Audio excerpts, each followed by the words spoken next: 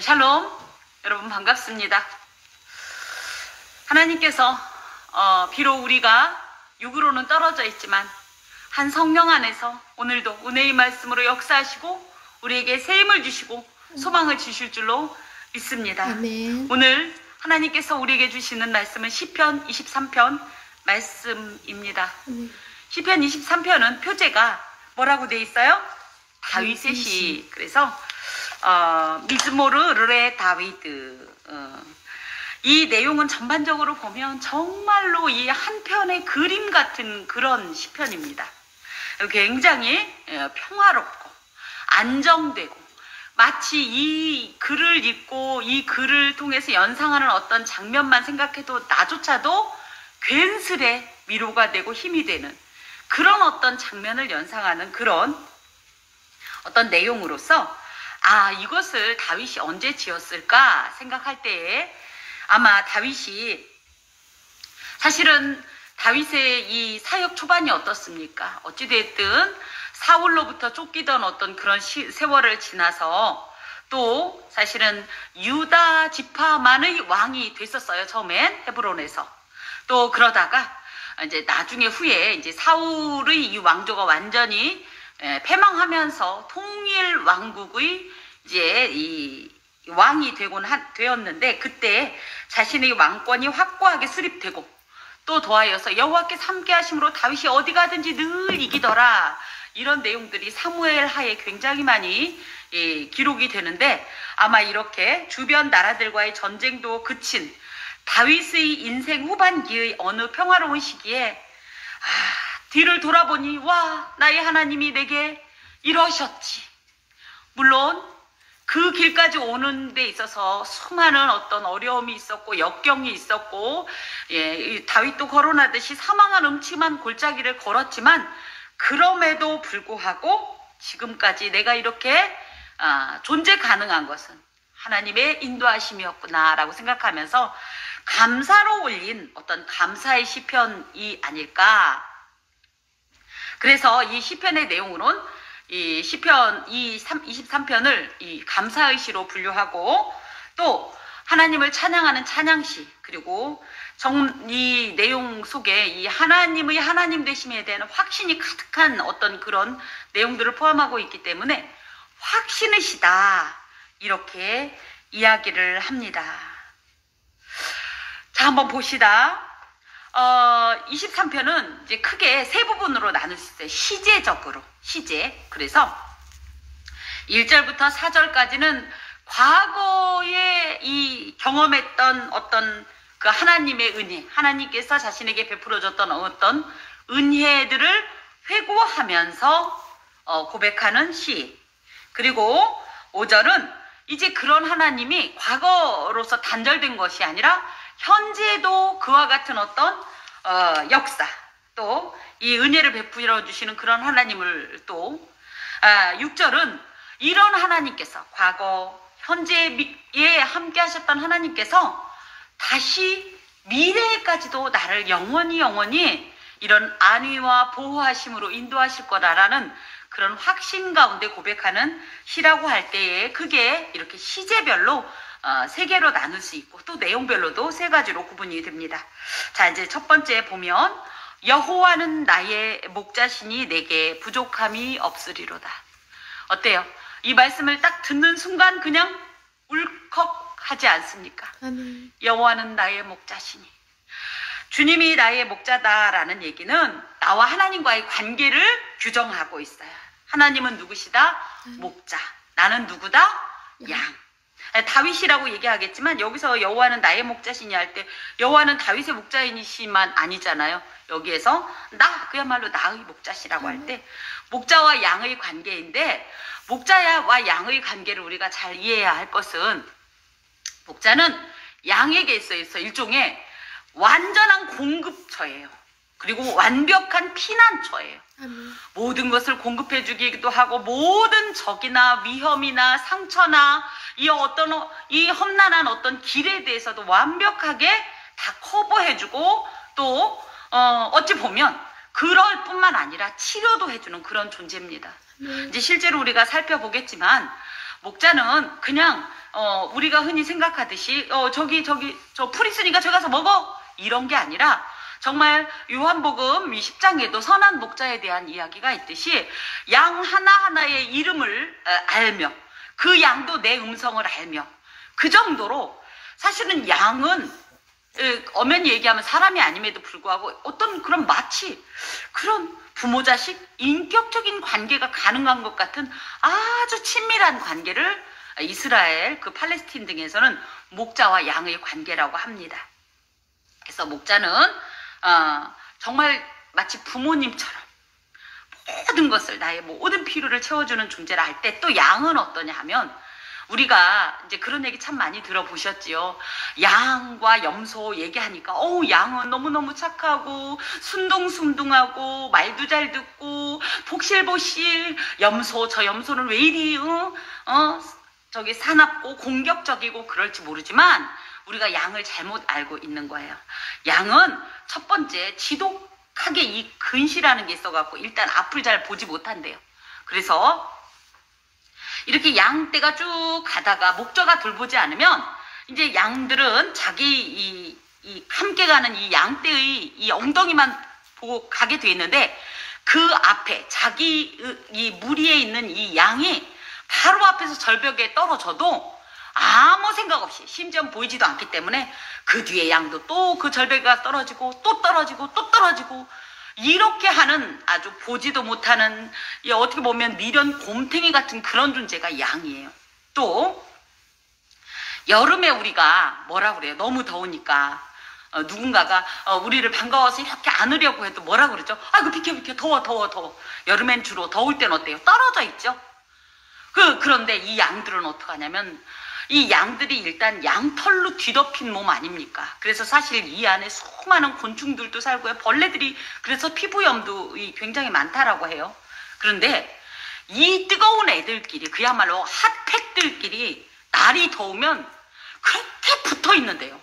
그러니까 가뜩이나 털 때문에 이 안에서 온갖 이 질병체들이 이제 기생을 할 건데 또 그런 애들끼리 붙어 있으니까 참으로 이럴 때 목자의 역할이 중요해요. 그래서 어떻게 하냐면 그럴 때 개나 염소를 풀어서 그 뭉쳐져 있는 양떼들을 막 흐트러뜨리는 역할을 한대요. 그래야 양이 사니까.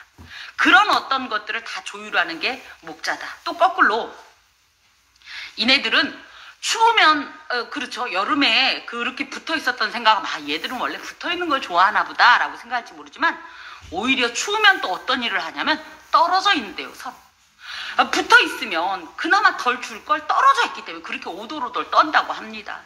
그래서 또 이 염소들이 이제 그 목자들이 부리는 염소나 개들이 빙글빙글 돌면서 양들을 가운데로 모으는 이런 역할을 한대요. 그런 의미에선 사실 실제적으로 양보다는 염소가 훨씬 더 효용 가치가 있어요.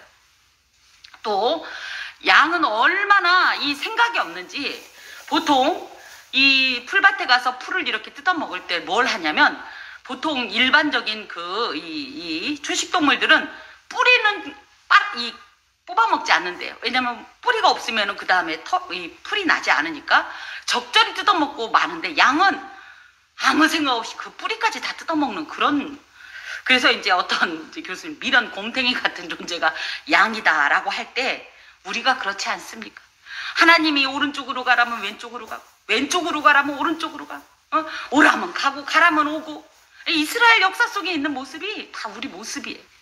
하나님이 그렇게 하지 말라면 꼭 그렇게 하고 또 그렇게 하라고 하면 그렇게 절대 안 하고 이런 모습 속에 목자가 없이는 도무지 그 삶을 유지할 수 없는 지탱할 수 없는 존재가 양이라는 거예요. 그런 의미에서 여호와는 나의 목자시니라는 고백 속에는 하나님 난 아무것도 못하는 나는 아무 능력도 없는 아무 지식도 없는 그런 존재이지만 하나님께서 나의 목자가 되시니 하나님께서 나를 보호하시니 나를 인도하시니 그러면서 나는 하나님밖에 없어요. 하나님에 대한 절대적인 의존. 난 그렇기 때문에 하나님을 굳게 붙잡습니다. 하나님을 믿습니다는 절대적인 신뢰의 관계다. 하나님과 나와의 관계.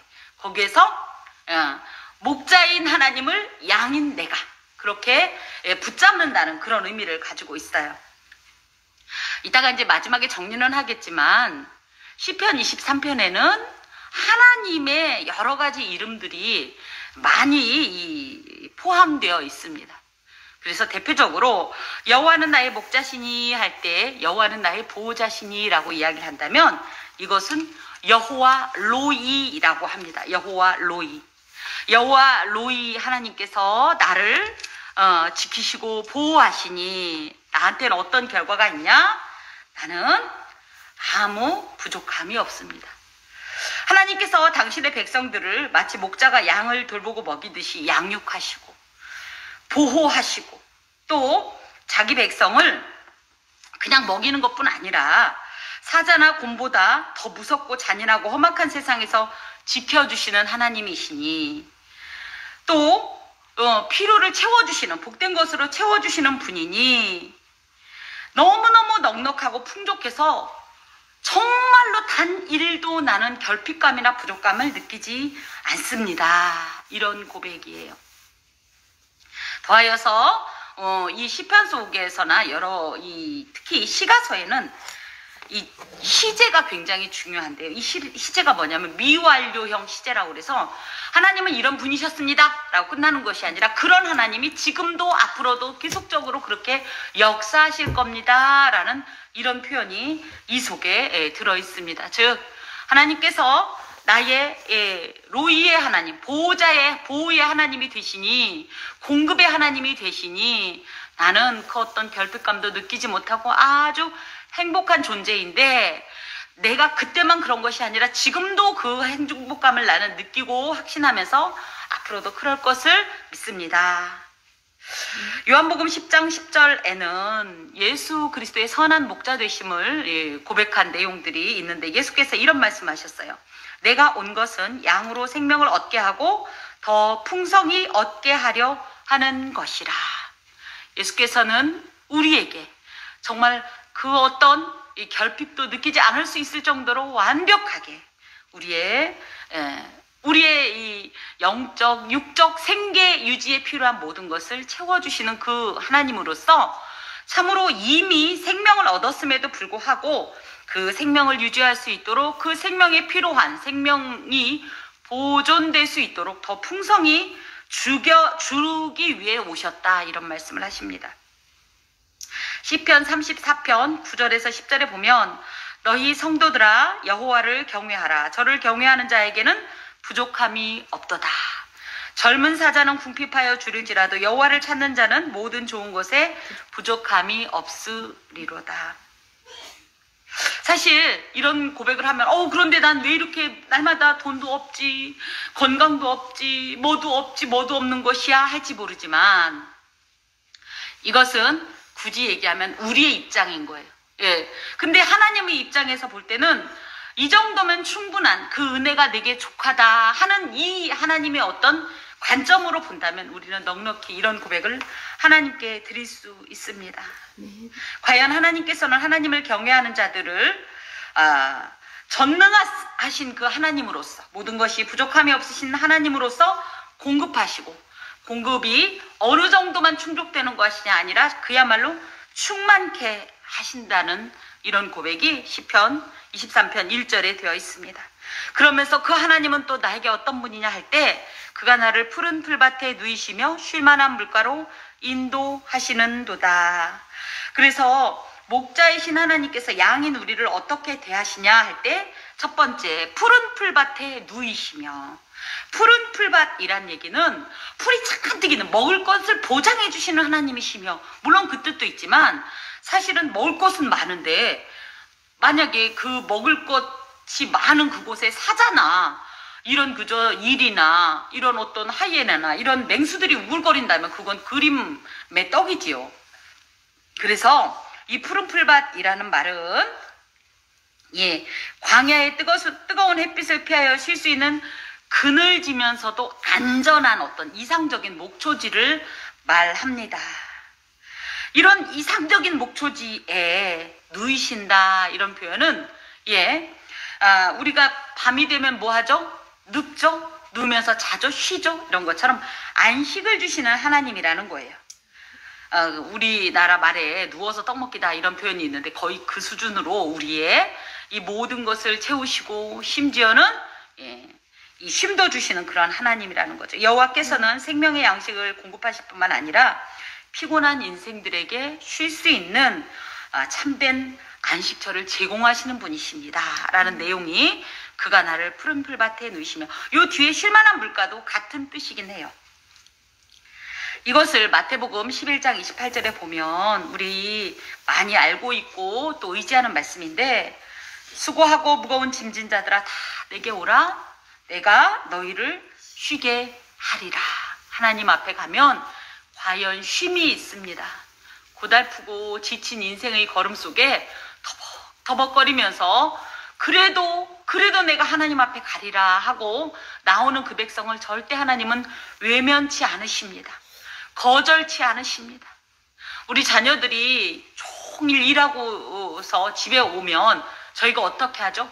우리도 사실은 피곤한데도 그 자녀를 위해서 먹을 것을 어떻게든지 그 손발이 되어서 채워주려고 하는 그런 모습이, 물론 우리 하나님과 우리와는 같지는 않겠지만 그것과는 비교할 수 없는 하나님의 이 예비하신 안식처가 우리에게 있다라는 사실이죠.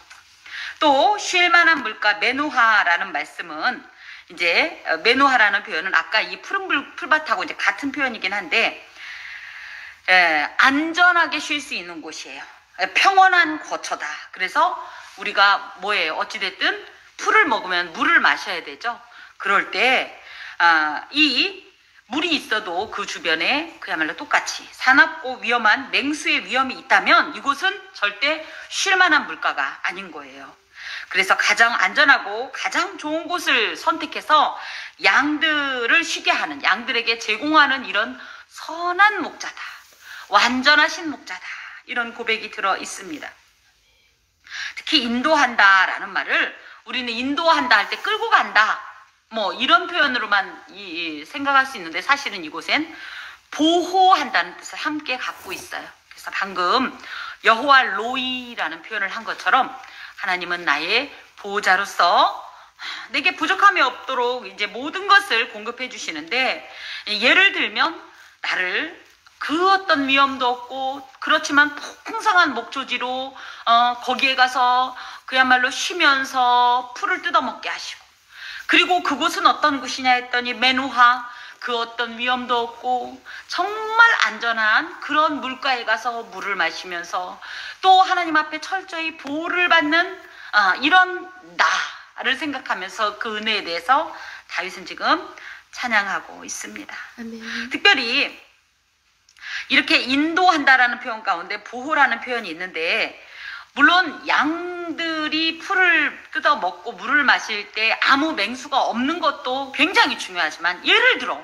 처음에는 맹수가 없었는데 풀을 뜯어 먹다 보니 내지는 물을 마시다 보니 어라 맹수가 나타났네. 그럴 때는 어떻게 해야 돼요? 목자가 이제 뒤에 이제 이 4절에 나오지만 지팡이와 막대기로 그 양들이 쉬는 동안에 그 모든 사납고 위험한 이 맹수의 위험을 무찌르시고, 그리고 나서 이 양들을 보호하기 때문에 오히려 이들이 안전할 수 있고, 그런 은혜까지도 고백을 하는 겁니다. 그런 의미에서 시편 121편에 이런 말씀이 있습니다. 4절 말씀인데요. 이스라엘을 지키시는 자는 졸지도 아니하고 주무시지도 아니하시리로다. 아멘. 우리가 생각할 때 우리 자신이 지금 오늘 이 순간에 하나님의 음성을 듣고 참으로 오늘의 안전이 가능한 이유가 뭘까라고 생각할 땐 사실은 하나님께서 지금까지 나의 목자로서 쉴만한 물가와 푸른 초장으로 지금까지 인도해 오신 거예요. 그러면서 혹여 우리가 맹수와 같은 정말 뜻밖의 여러 가지 이 불행과 비극들을 하나님께서 사실은 계속 샤마르 가시 울타리를 이렇게 치셔서 지금까지 보호해 주셨기 때문에 오늘이 가능한 거예요. 이런 말씀을 드려 못합니다만은 얼마나 많은 사람들이 생각지도 않은 어려움을 겪는 매일매일 매 순간인지 몰라요. 그럴 때 세상에 놀랍게도 그 어떤 것에 들지 않고 지금 이곳에 우리가 그래도 안전하게 있다는 사실은, 우리가 믿음의 눈으로 볼 때 하나님께서 그때마다 얼마나 여호와 로이 그 보호의 은총을 베풀어 주셨는가라는 것을 다시 한번 우리가 확인할 수 있습니다. 하나님의 백성들이 이 험악한 세상에서 안전하게 쉼을 누릴 수 있는 것은 그야말로 여호와께서 그의 백성을 지키고 계시기 때문이다. 그 하나님은 졸지도 않고 주무시지도 아니하시면서 정말 침 삼킬 동안도 눈 깜빡일 동안도 나에게서 눈길을 떼지 않고 보호하시면서 나의 언행 심사를 늘 살피시면서 이끄시는 그런 분이시다. 이런 고백이 되겠습니다.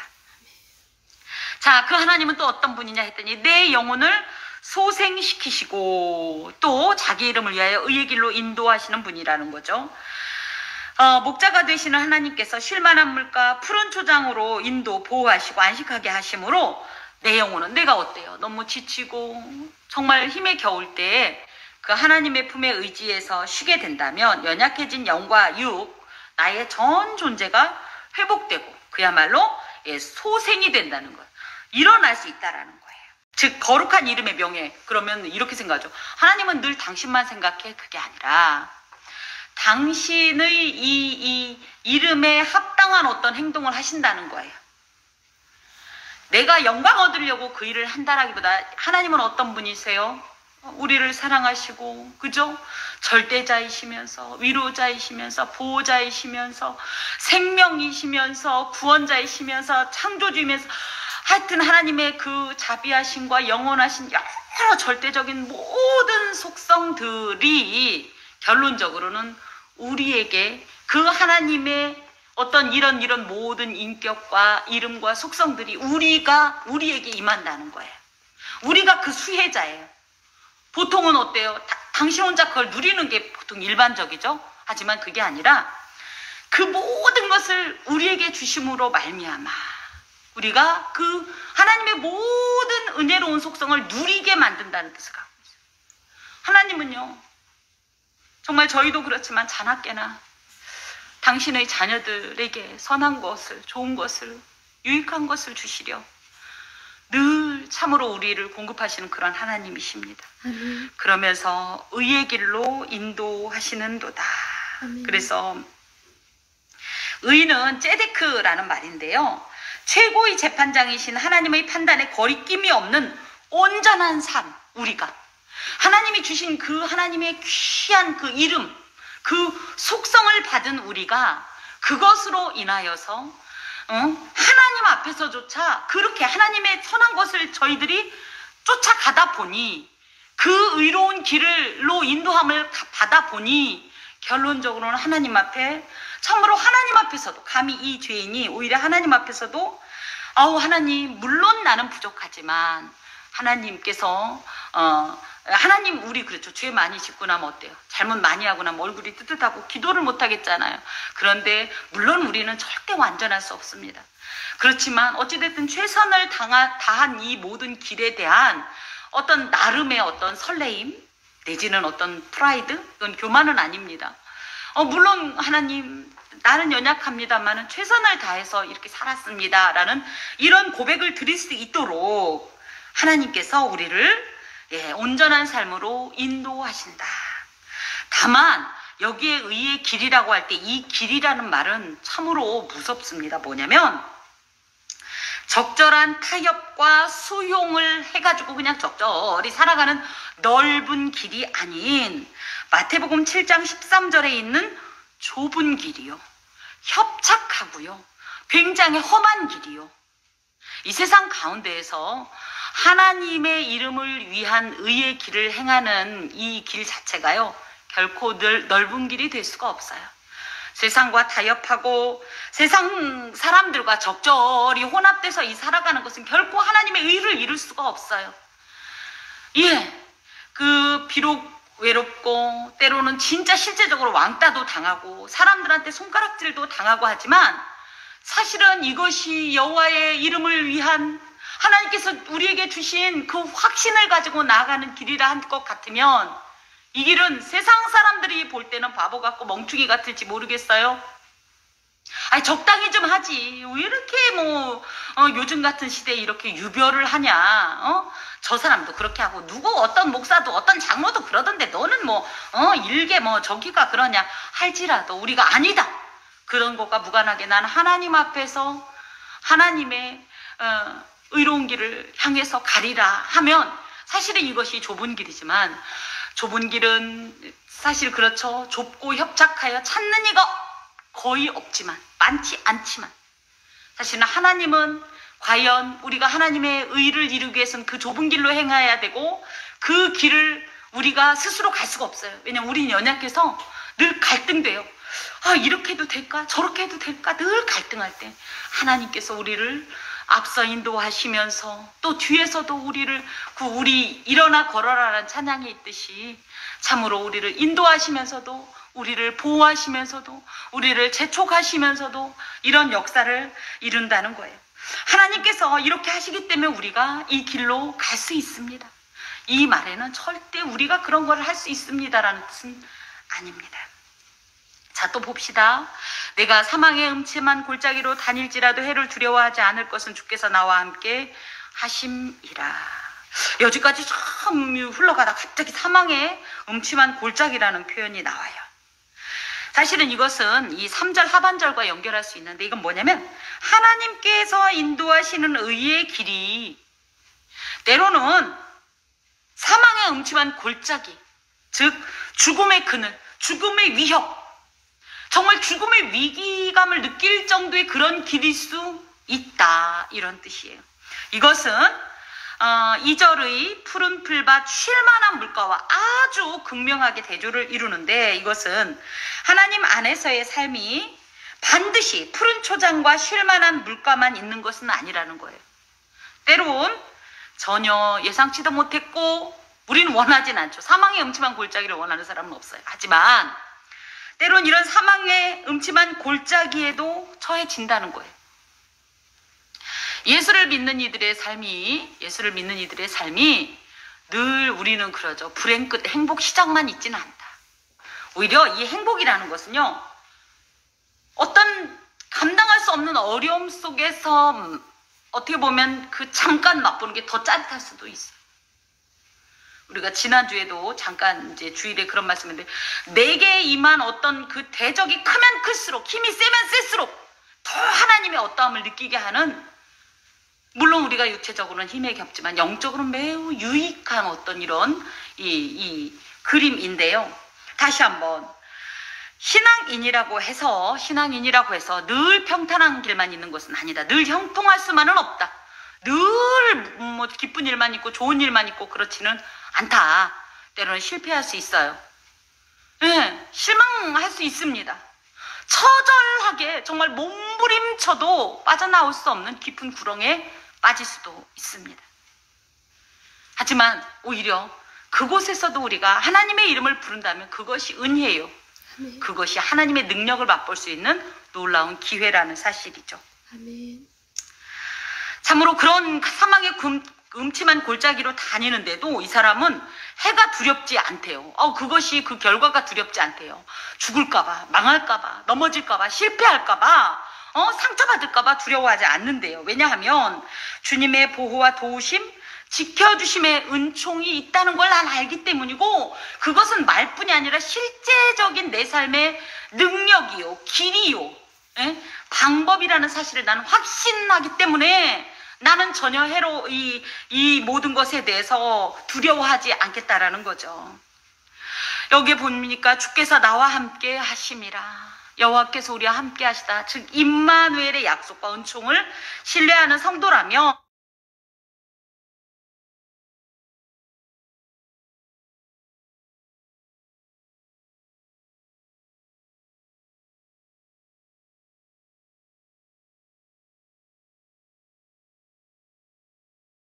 그 어떤 일을 만나도 두려워하거나 요동하거나 근심하지 않습니다. 마음 흔들릴 수 있어요, 여러분. 흔들릴 수 있어요. 누구 말대로 나무가 바람이 불면 나무 가지 잎사귀는 흔들려요. 그런데 뿌리가 흔들리면 안 돼요. 우리가 하나님 안에서 어떤 뜻밖의 일을 만날 때 우리는 흔들릴 수 있어요. 잠시 잠깐 흔들릴 수 있어요. 제법 굵은 가지, 믿을 만한 가지라고 했던 것들도 흔들릴 수 있어요. 하지만 우리의 이 뿌리에서 솟아나는 이 기둥과 같은 이 신앙의 중심은 놓치지 말아야 돼요. 그리고 이걸 붙잡으세요. 이 바람에서 나를 구원하여 주옵소서. 요동치 않게 하소서.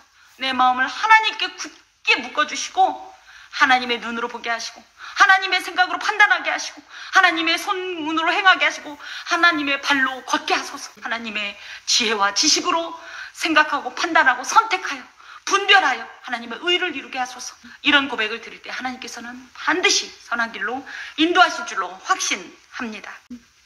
여기에 보니까 특히 주의 지팡이와 막대기가 나를 안위하시나이다.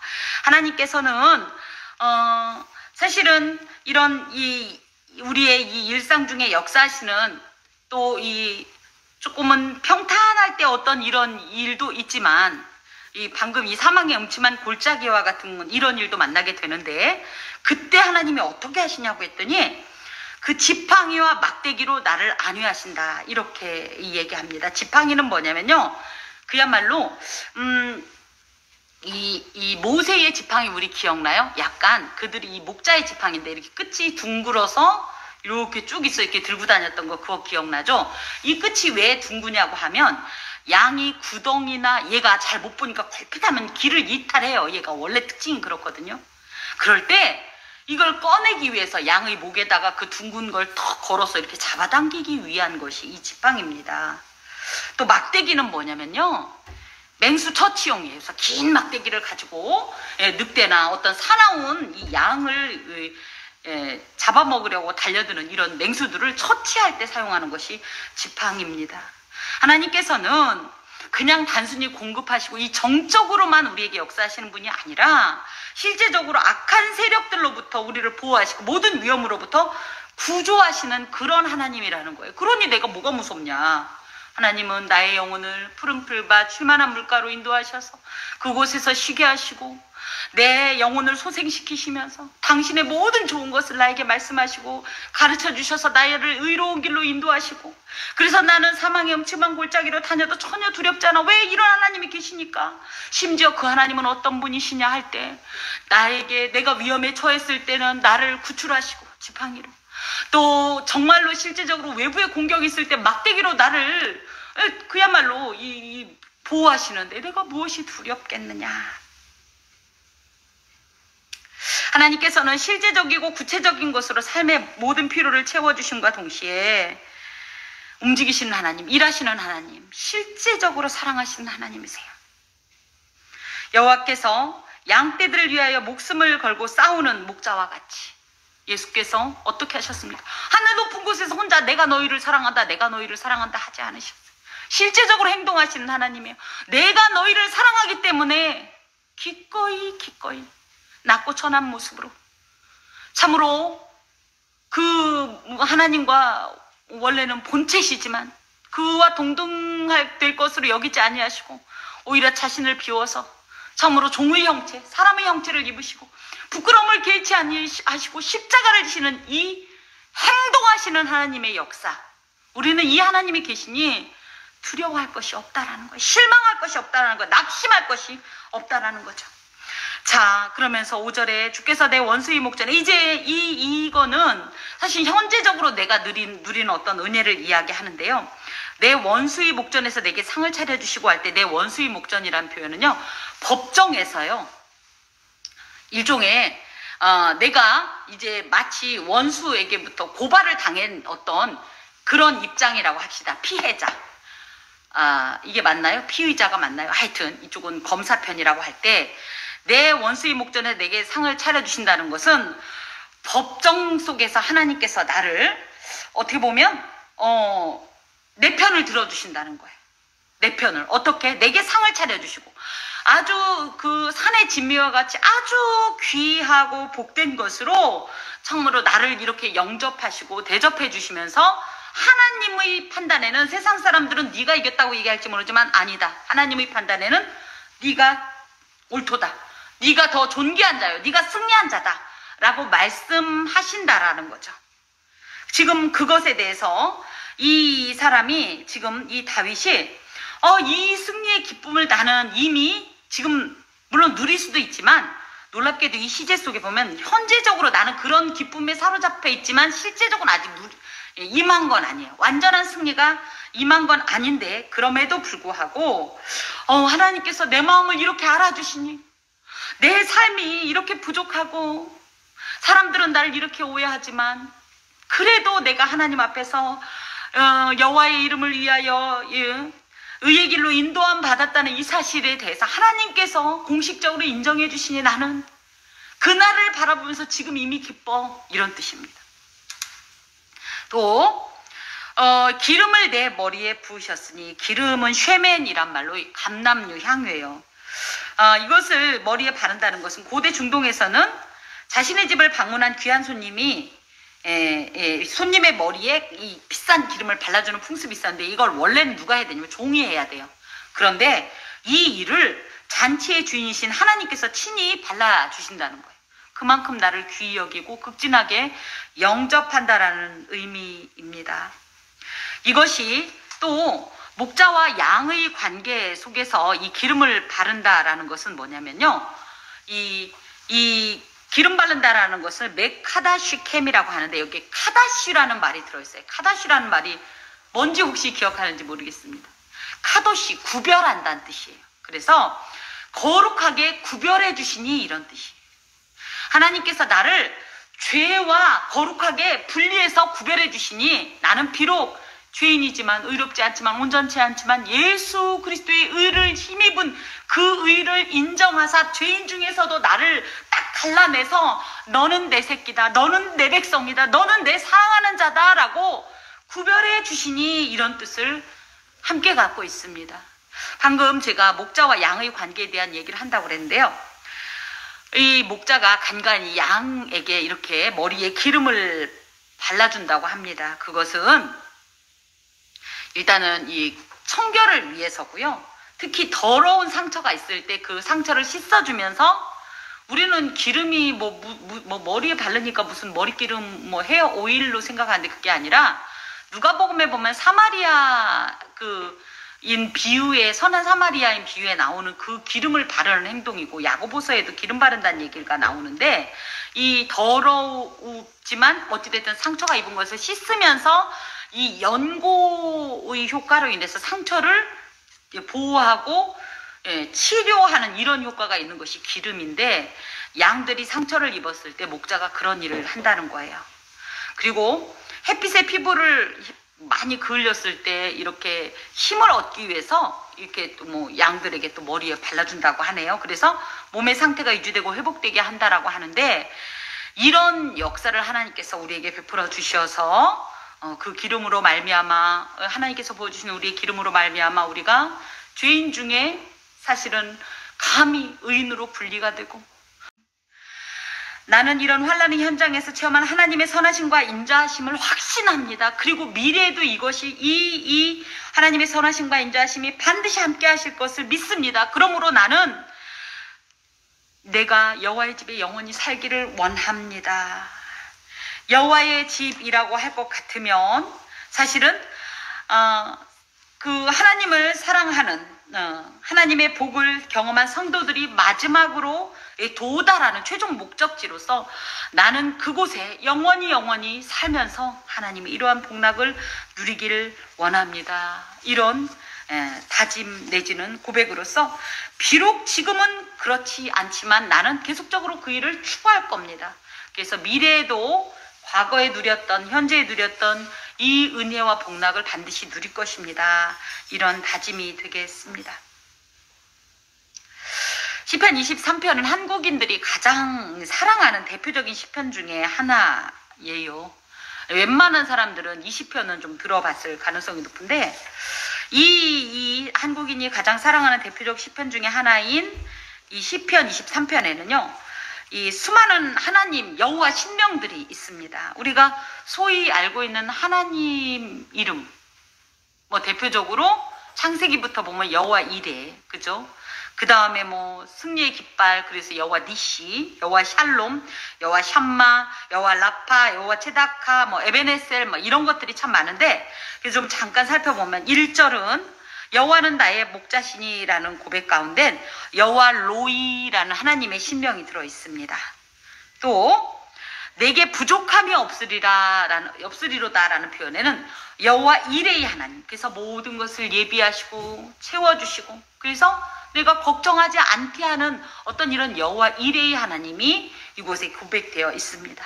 더하여서 2절에 보면 푸른 풀밭에 누이시고 쉴만한 물가로 인도하신다라는 곳에는 그 평안의 이미지, 그래서 하나님 앞에 안식할 수 있는, 그래서 여호와 샬롬이 들어있어요. 또 3절에 내 영혼을 소생시키시고 상한 나의 영혼, 지친 나의 영혼, 병든 나의 영혼을 다시 일으켜주시는 치료의 하나님, 회복의 하나님, 소생의 하나님으로서 여호와 라파의 하나님이 고백되어 있습니다. 이 하나님은 또 어떤 분이냐고 했더니 마라의 쓴물을 어떻게 해요? 마실 수 있는 단물로 바꾸시는 이런 하나님이라는 거예요. 그래서 단순히 그냥 치료의 하나님이 아니라 여호와 라파의 하나님이라는 것은 현재 이 마라를 분명히 마실 수 있는 상태로 바꾸어 주시는 그런 하나님이라는 고백이 이곳에 들어있습니다. 여러분의 삶이 지금 현재 마라에 있다면 이런 여호와 라파의 하나님을 고백하면서 그 하나님을 붙드시기를 간절히 권합니다.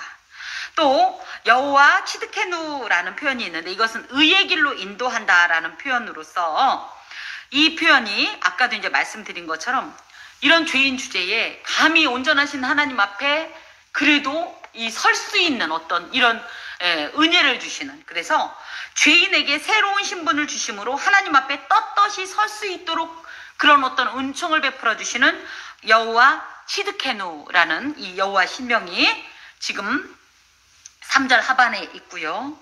또 내가 사망의 음침한 골짜기로 다닐지라도 해서 이제 4절에 보면 여호와께서는 나에게 승리가 되어 주시기 때문에 또 내가 용기를 갖게 하시는 그 여호와 니시의 하나님을 고백합니다.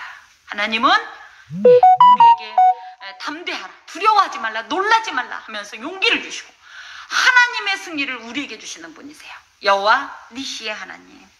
또 여호와 삼마라는 표현이 에스겔 48장에 있는데 보면 주께서 나와 함께 하심이라. 여호와 삼마라는 표현이 여호와께서 거기 계시다, 여호와께서 거기 계시다. 우리가 임마누엘이라는 표현도 하지만 사실 하나님의 이름으로 따진다면 임마누엘이란 말은 그 말 자체를 그대로 그냥 히브리어로 표현한 거고, 이 속에 깃들어 있는 임마누엘에 깃들어져 있는 하나님의 이름은 여호와 삼마입니다.